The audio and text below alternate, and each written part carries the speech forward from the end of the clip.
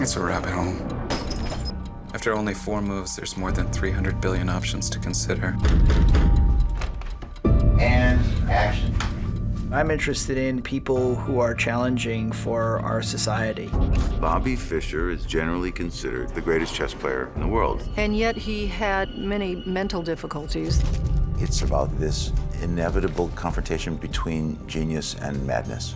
Fischer mania is taking the country by storm. For a brief moment, Bobby Fischer was the most famous person in the world. My next guest, Mr. Bobby Fischer. He was, in some way, the first punk hero. He was arrogant. Everyone said, oh, he's an arrogant, terrible, conceited person, but now it's just an obvious fact I'm the best. He was known to be a difficult guy. I'm not playing again until all my conditions are met.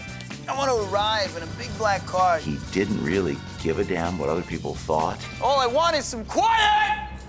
So stop yelling. He was able to carry it off because he was so great. To be that famous comes with all kinds of pressure. Are you a patriot?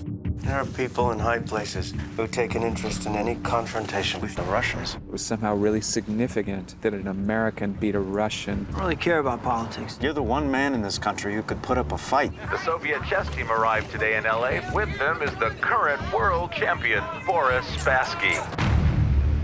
Hey! I'm coming for you! I'm coming for you! What's this about the Russians spying on you? I've seen them follow me. They bug the phones in my hotel rooms. He was gripped more and more by his paranoia and his delusions of persecution. He asked to have the TV removed because he thinks the Russians are watching him through the screen. He just devolved mentally. What are you doing? You spying on me? There are 100 more of you, just right behind you, waiting in line to be here. Bobby has problems. So did Mozart.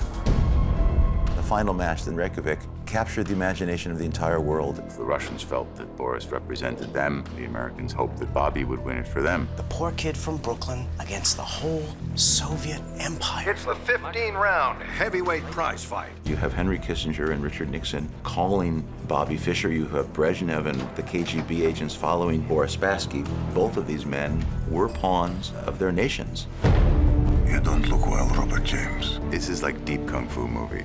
Imagine you become accustomed to thinking 150 moves ahead, and that cognitive process goes into your normal life. Perhaps you might be a little paranoid too. And they're all out to screw me. The Russians and the Jews. We are Jewish. Bobby is Jewish. What do people say to him when he comes out with this trash? No matter what was going on with Bobby, his gift was divine, and that was worth saving. People think there are all these options, but in the end, there's no place to go. This is not a conventional biopic. Bobby! It's someone who is seeking to win everything, even as he is losing his mind.